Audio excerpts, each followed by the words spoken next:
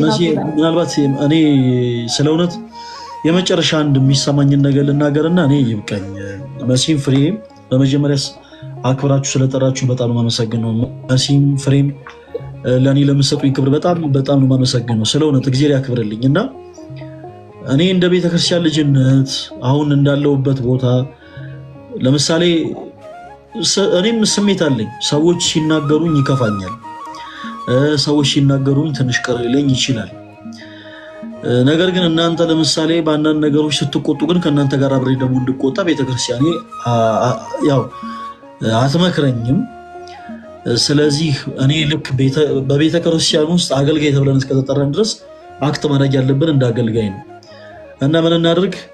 አንድ ነገር እንተማመን። ለምሳሌ መሲ በቤተክርስቲያናችን ውስጥ እኔ በጣም ታሪኳን የምወዳት አንዲት ቅድስት እናት አለች፣ ማርያም ዘኔን የምትባል። የቀደመ ህይወቷ ሌላ ነው። ዛሬ በቤተክርስቲያናችን ቅድስት ተብላ ትጠራለች። በ24 ከሚከበሩ ቅዱሳን ውስጥ አንዱ ቅዱስ ሙሴ ጸሊም ነው። ሙሴ ጸሊም አረጋዊ ነው። እጅግ በጣም ታላቅ ቅዱስ አባት ነው እና በወጣትነቱ ዘመን እጅግ በጣም ጉልበተኛ ነበር። ሰዎችን የደበደበ ገንዘብ ይቀበል ነበር፣ ነፍስ ያጠፋ ነበር እና እግዚአብሔር ወዶና ፈቅዶ ግን ወደ እውነተኛው መንገድ መለሰው። ዛሬ በቤተክርስቲያናችን ከቅዱሳን ወገን ሆኖ ይደመራል። በተጋድሎ በህይወቱ በቅድስናው ክርስቶስ ኢየሱስን ስለሰበከ ማለት ነው። እና አንድ እኔ ማለት እንፈልገው ነገር እኔ አሁን እናንተ መጫን አልፈልግም። ፍትህ እንፈልጋለን። በፍትህ ጉዳይ ደግሞ ፍትህ እንዲዛባ እንፈልግም። ፍትህ ማግኘት እንፈልጋለን ካላችሁ ፍትህ ማግኘት ትችላላችሁ። ፍትህ የማግኘት መብታችሁን እኔ መገፋት አልፈልግም። ግን አሰ ክርስቲያን እንደ ክርስቲያን ግን አንድ ነገር ከኔ ጋር በጋራ እንድታስቡ እንፈልገው ነገር ምንድነው? ሁላችንም ለየትኛው ኃጢአታችንና ለየትኛው ነውራችን መቼ ንስሐ እንደገባን ማንም አያውቅ።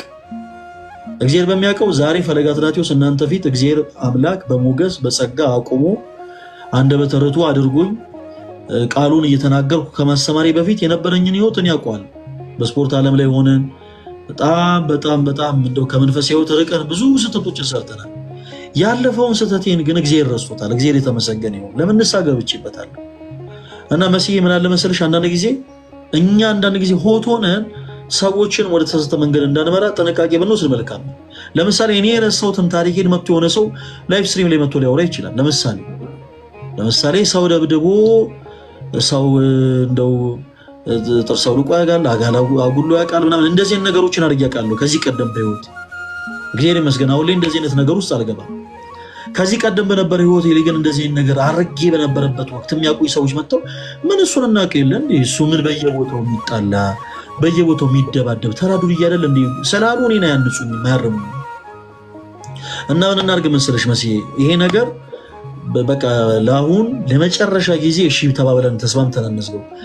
120 ሺህ ብር ፍሬዘር ይቀራል ብሏል። 120 ሺህ ብሯን ቆይ ማነው ሰው ጣልቃ እንደገባ መሲ 120 ሺህ ብሯን እኔ ኃላፊነት ወስጄ ስለውነት ከፋሲካ በኋላ ለፋሲካ እንደው ትንሽ ሌላ ፕሮግራም ስላለኝ ማለት ነው። ከፋሲካ በኋላ ባለችው ጊዜ 120 ሺህ ብር ብለን እንጀምር እንጂ እንደ እግዚአብሔር መልካም ፈቃድ ጎልዷል የተባለው ገንዘብ በላይቭ ስትሪም ላይ እናሰባስባለን። ከተቻለ ጠላትንም ማሳፈር ይቻላል። መሲ ቆይ እስኪጨርስ አንድ ጊዜ አዳምጪ።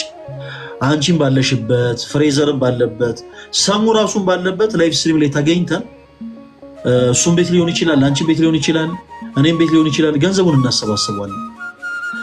አሁን ላይ እኛ ይቅር ስንባባል የምናሳፍረው ሰይጣንን ብቻ ነው። እኛ ይቅር ሳንባባል ስንቀር ግን መሲ ብዙ ነገር ይጎላል። ገባሽ? ለምሳሌ መሲ እኔና አንቺ መሀል ግጭት ቢፈጠር እና የቃላት ጦርነት ቢኖር ነገ እኔ ለሊት ሂዳላ ደርስ ይላል። ኢማጂን በልቤ የሆነ ነገር እንዲያስኩ ማለት ነው። ከዛ አንቺም ቅዳሴ ትሄጃለሽ ፈለገ ላይ የሆነ ነገር እንዲያሽ። እንደዛ ከሚሆን ለሰው እድል መስጠት ሰውን ስለሚያስተካክል ግድ የለም በቃ ስለ እውነት በአሁኑ ብዙ ነገሮች ይስተካከላሉ ብዬ አምናለሁ። አንድ እድል እንስጠው። ለምን ይሄ ሰው እንዲህ ይባላል። አባቶች አንዳንድ ሰዎች ነፍስን ማጥፋት ኖርማል ለማድረግ ብለው ዳዊት ጎልያድን ገሎ የለ እንዲላሉ እና አባቶቻችን እንደው በጣም የሚገርመኝ ነገር አንድ የአዲስ ኪዳን ትርጓሜ መምህር ሲናገሩ ምን ሰሙ መሰላችሁ? ዳዊት ጎልያድን ከገደለ በኋላ ከእግዚአብሔር ጋር የተነጋገረውን ነገር አታውቅም። ስለዚህ ዳዊት ጎልያድን ገሏል ብለህ ሰው ለመግደል አትነሳሳ። ስለዚህ በተመሳሳይ የሆነ ገሌ የሚባለው ግለሰብ የሆነ ነገር ከተፈጠረ በኋላ ከፈጣሪው ጋር ምን እንደተነጋገረ አናውቅ። ምን እንደተነጋገረ አሁን ላይ የተፈጠረው ነገር ሌላ ነው። በጣም ተራ ጉዳይ ነው። ይሄ ተራ ጉዳይ ምንድነው? በጣም በቤተክርስቲያን ውስጥ ትንንሽ የሚባሉ ልጆች ጋር ትንሽ አለመስማማት፣ የሀሳብ ልዩነት መፈጠር ነው። እንዲህ አይነቱ ችግር ደግሞ ያለፈን ነገር መዞ ከእንደገና እንደ አዲስ እኛን ቁጭ አድርጎ ሊያወያየን እኛን ቁጭ አድርጎ ዲስልስ ሊያስደርገን አይገባም። እዚህ በቃ አለቅ። ይህ ሰው ከፈጣሪው ጋር ምን እንደተነጋገር አናቅ። ፈለገ አትናቴዎስ የሆነ ሰው መጥቶ ለምሳሌ ፍሬዘር መጥቶ ፈለገ አትናቴዎስ እንዲያርጎኝ ነበረ ሁላችሁም ወቁ ቢል እኔ ኃጢአቴን ያቀለዋል እንጂ ምንም የሚጨመር ነገር የለው። ያለፈ ነገር ነው። ንስሐ የገባሁበት ጉዳይ ነው። ፈጣሪን ይቅር በለኝ ብዬዋለሁ። ያለፈ ነገር አልፏል። በቃ አሁን ይሄ ሰው ከፈጣሪው ጋር ምን እንደተነጋገረ ስለማናቅ እንለፈው። ቢቻል ከቤተ ክርስቲያን ውጭ ያሉ የአማኝ የሆኑ ሰዎችም መቼም በቤተ ክርስቲያን ውስጥ ትንሽ የሆነች ድምፅ ከፍ ስትል የሆነ ድምፅ ጮክ ተብሎ ሲሰማ ሲስተጋባ ይደሰታሉ። ፕላስ ደግሞ ሰይጣንም ደግሞ በቤተ ክርስቲያን ውስጥ ያለው ህብረት እንደው መልፈስፈሱን አይቶ ይደሰታል። ስለዚህ የምናስደስተው እግዚአብሔርን ነው። እንደው የምናበሳጨው ደግሞ ሰይጣንን ነው ማለት ነው።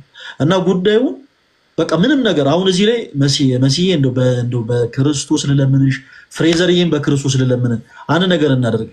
በቃ ሃርድ ቶክ የሚሆን በጣም ኃይለኛ የሆኑ ቃላቶችን መለወጥ የሚሆን በውስጥ እናደርገው። በውስጥ እንዲህ አይነት ነገር ተፈጥሮ ነበረ። በቃ ፕሊስ ከተቻለ ቲክታክ ላይ ምናልባት እኔን መጥቶ ማውራት አቅቶት ከሆነ የሆነ ችግር ተፈጥሮ ሊሆን ይችላል እንግዲህ። ስለዚህ እኔን መጥቶ ማውራት አቅቶት ከሆነ እንዲህ አይነት ነገር የተፈጠረው መሲ ፈለገ አትናቴዎስ ጋር እንዲህ አይነት ቅሬታ የተፈጠረው እንደዚህ ስለተባባልን ነው። ፍሬ እኔ እንደዚህ የተቆጣሁት እንዲህ አይነት ጉዳይ ስለተፈጠረ ነው ብሎ ለእናንተ የሚያስረዳ ጉዳዩ ቀላል ነው። ቀለል ተደርጎ ይፈታል። ከዛ ውጭ ግን እንዲህ አይነቱ ጉዳይ በጣም በቃ እኔ ባይሆን መልካም ነው። በቃ አለቅ። እኔ ድሮ በልጅነቴ እንደው ምናልባት እንደው ትንሽዬ እንደው ዳቦ ነገር ሰርቄ ነበር እንበለን። ደግሞ ሁላችንም እንደዛም ነው ያደግነው እና ትንሽዬ ዳቦ ሰርቀን አድርገን ካደግንም በኋላ ይሄ እኮ በልጅነቱ እንደዚህ አድርጎ ነበር ማለቱ አያንጸን። ሁላችንም ጋር ያለ ነው። ሁላችንም ቤት ውስጥ እንዲህ አይነቱ ነገር በር ያንኳኳል እና መሲህም ፍሬዘርም እኔ የምመክረው ነገር ያንን ነው። እናንተም እሺ ብላችሁ ሐሳቡን እንደምትቀበሉኝ ተስፋ አደርጋለሁ። ለመዘለፉ እኔ ነገሮች ቢስተካከሉ ደስ ይለኛል። ነገሮች ተስተካክለው ኦርቶዶክሳዊ ህብረት ቢኖር ኦርቶዶክሳዊ ህብረት ቢጠናከር ደስ ይለኛል። ከዛ ውጭ ግን የለም የፈለገ ይሁን አሁንም እየተዘላለፈ እንኖራለን የሚሉ አካላት ቢኖሩ እኔ ሕያው እግዚአብሔር ምስክሬ አይሞቀኝም አይበርደኝም። እማገለግለው ልክ የሚዘልፉኝ ሰዎች እርዳታ ኖሮ እንዳልሆነ አውቃለሁ። ዘለፋው፣ ትችቱ፣ ስድቡ የአገልግሎቴ ውጤት እንደሆነ አምናለሁ። ስለዚህ እኔ አይሞቀኝም አይበርደኝም። እኔ አገልግሎቴን እቀጥላለሁ። ነገር ግን ሞር ደግሞ ነገሮች በፍቅር ቢሆን መልካም ነው። በፍቅር እንዲሆን ደግሞ የተቻለኝን ያክል እጥራለሁ፣ እሞክራለሁ። ለየትኛውም አይነት እርቅ ዝግጁ ነኝ ማለት ነው። ሰዎች መጥተው ቅሬታቸውን ፈለገ አትናቴዎስ ባለፈው እንዲህ አይነት ነገር ተፈጥሮ ነበረ እና ይሄ ነገር ቅር አሰኝቶናል ማለት ይችላሉ። አዳምጣለሁ እና በተቻለ አቅም እንደዛ ቢደረግ መልካም ነው። መሲ እና ፍሬ ይሄን ነገር አድርጋችሁ ከዛ በኋላ ግን ጉዳዩ የፍትህ ጉዳይ ነው። ፍትህ ደግሞ ያጣ አካል ደግሞ ፍትህ እንዲያገኝ እንፈልጋለን ካላችሁም ደግሞ ቀስ ብላችሁ ነገሩን በሂደት እንድታደርጉት ነው እኔ የምመክረው። ካልሆነ እኔ ቢቻል ግን እኔ የምፈልገው እናንተም ለጊዜው ልክ አላደለ ሌሎች ሰዎች የታገሱትን ያክል ታግሳችሁ ማን በጉዳዩ ላይ ንስሐ ይግባ ማን አይግባ ምናምን ስለማይታወቅ ያለፈው ነገር ሳይነሳ ሁሌ በተቻለ አቅም በአዲስ መንፈስ ብንጓዝ ብዬ ነው እኔ የማምነው። መሲና የጎደለውን ግን አንድ ላይ ሆነን ብናሰባስብ አንቺም ፍሬዘር ማለት ነው እኔ